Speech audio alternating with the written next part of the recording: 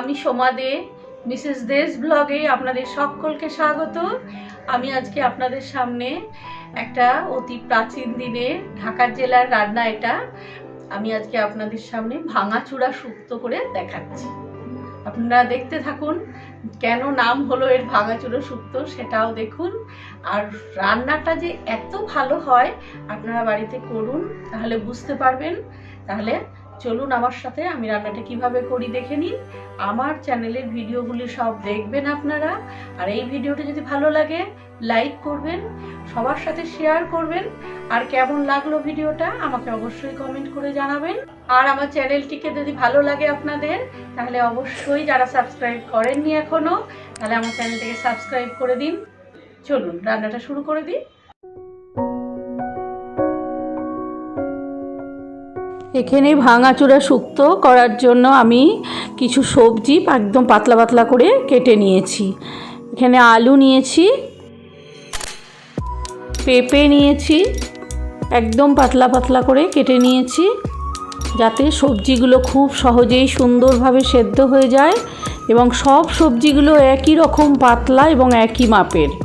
কাঁচকলা নিয়েছি, আর এখানে সাদা লম্বা যে কাটোয়ার ডাঁটাগুলো হয় সেই ডাঁটা আঁশগুলো ছাড়িয়ে সুন্দর করে গোল গোল করে পাতলা করে কেটে নিয়েছি। আরও এখানে আছে কিছু বরবটি ছোট করে কাটা রয়েছে, মূলো এরকম ছোট ছোট করে কেটে নিয়েছি, বেগুন একদম পাতলা করে সব একই রকম করে কাটা, ঝিঙে নিয়েছি, আর পটল নিয়েছি। পটলগুলো প্রথমে গোটা একটু খোসা ছাড়িয়ে নিয়েছি, নিয়ে পাতলা পাতলা করে কেটে নিয়েছি। সমস্ত সবজি এই ভাঙাচোরা শুক্তোর মধ্যে যাবে। কড়াইতে তেল গরম দিচ্ছি। কড়ার তেল গরম হয়ে গেছে। এবার এর মধ্যে সর্ষে, মেথি আর তেজপাতা আর রাঁধুনি একসাথে করে ফোড়ন দিচ্ছি। ফোড়নটা একটু ভাজা হওয়ার পরে এর মধ্যে আদা বাটা দিলাম, 1 চামচ আদা বাটা দিলাম। দিয়ে ভালো করে একসাথে নেড়ে মশলাটা ভেজে নেওয়ার পরে এর মধ্যে সব সবজিগুলো এক এক করে দিয়ে দিচ্ছি। সবজিগুলো খুব পরিষ্কার করে ধুয়ে জল ঝরিয়ে নিয়েছি।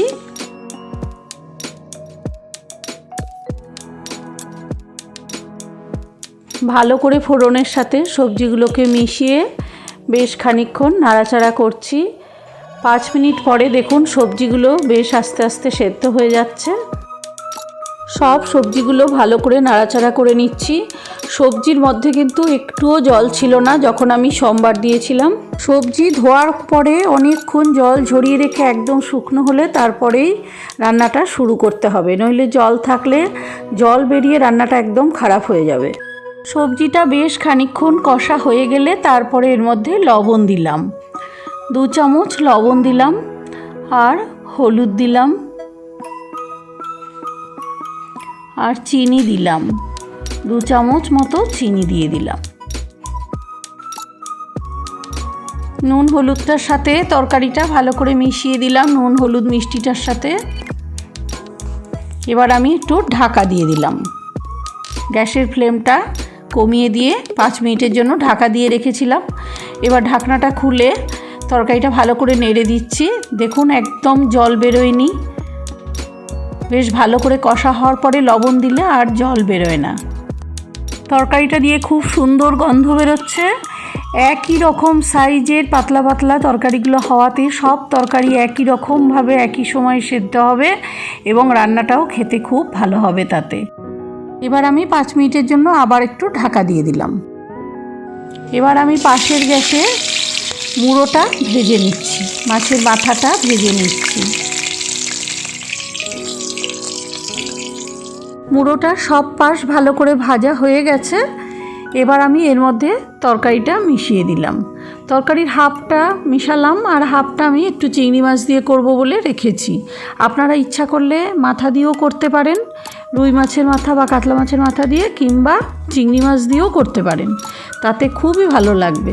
এই যে মুড়োটা পুরোটা ভেঙে চুড়ে এর মধ্যে মিশিয়ে দিলাম, এবং তরকারিটাও ভীষণ ছোট ছোট সাইজ, এর জন্যই এটাকে ভাঙাচোরা শুক্তো বলে। এটাই সবার ধারণা, মানে মুড়ো আর তরকারি ভেঙে চুরে পুরো একাকার। এবার মুড়োটা একটু সেদ্ধ হওয়ার জন্য এর মধ্যে আমি অল্প একটু জল দিলাম, প্রায় 1 কাপ মতন, ছোটো কাপের 1 কাপ জল দিলাম। এটা একদম ঢাকার জেলার আগেকার দিনের রান্না।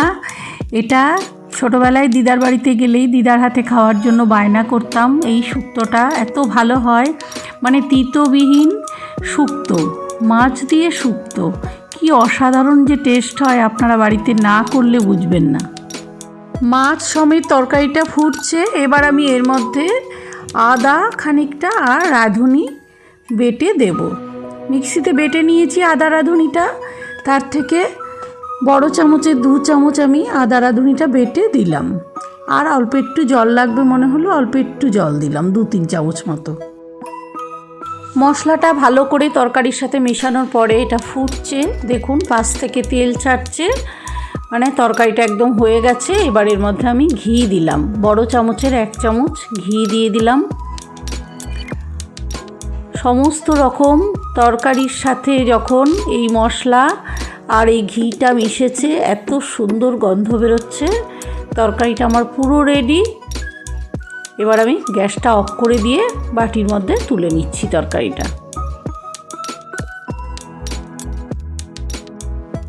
এই তরকারিটা বাটির মধ্যে তোলা হয়ে গেলে আমি যে অর্ধেকটা তরকারি রেখে দিয়েছিলাম, সেই অর্ধেকটা তরকারি দিয়ে এবার চিংড়ি মাছ দিয়ে মিশিয়ে নেব। খুব ভালো লাগে চিংড়ি মাছ দিয়েও এই শুক্তোটা, আপনারা অবশ্যই বাড়িতে এইভাবে করবেন। চিংড়ি মাছ দিয়েও একইভাবে চিংড়ি মাছটা ভেজে নিয়ে তরকারিটা মিশালাম, মিশিয়ে এবার একইভাবে আদা রাঁধুনি বাটা দেব আমি এর মধ্যে, দিয়ে খানিকক্ষণ ফুটিয়ে তারপরে নামিয়ে ফেলবো। একটু ঘিও দেব, একই পদ্ধতিতে যেমন মাছের মাথা দিয়েছিলাম ভেজে, সেরকমই চিংড়ি মাছটা ভেজে দিয়ে করতে পারেন আপনারা। আবার অনেক সময় অন্যান্য মাছের মাথা দিয়েও করা যায় এটা, কিংবা ছোট মৌরলা মাছ সেই দিয়েও করা যায়। আপনারা যেটা পছন্দ করবেন সেইভাবে করে নেবেন। দেখুন কত সুন্দর চিংড়ি মাছ দিয়েও হলো। গ্যাসটা এবার আমি অফ করে দিলাম। দেখলেন তাহলে আমার ভাঙাচোরা শুক্তোটা। আপনারা কিন্তু নিশ্চয়ই বাড়িতে করবেন, একটা খুব সুন্দর রান্না। আমাকে কমেন্ট করবেন আপনাদের বাড়িতে কেমন হলো রান্নাটা। এইসব রান্নায় একদম সাবেকিয়ানার ছোঁয়া, এইসব রান্না আমাদের থেকে আস্তে আস্তে হারিয়ে যাচ্ছে। রান্নাটা একটা খুব বড় শিল্প।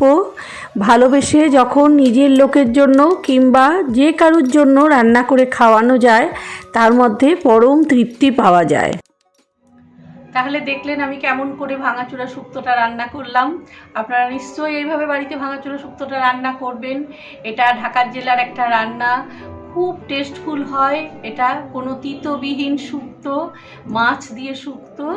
অবশ্যই আপনারা করবেন এইভাবে বাড়িতে। আর আপনাদের কেমন হলো আমাকে কমেন্ট করে অবশ্যই জানাবেন।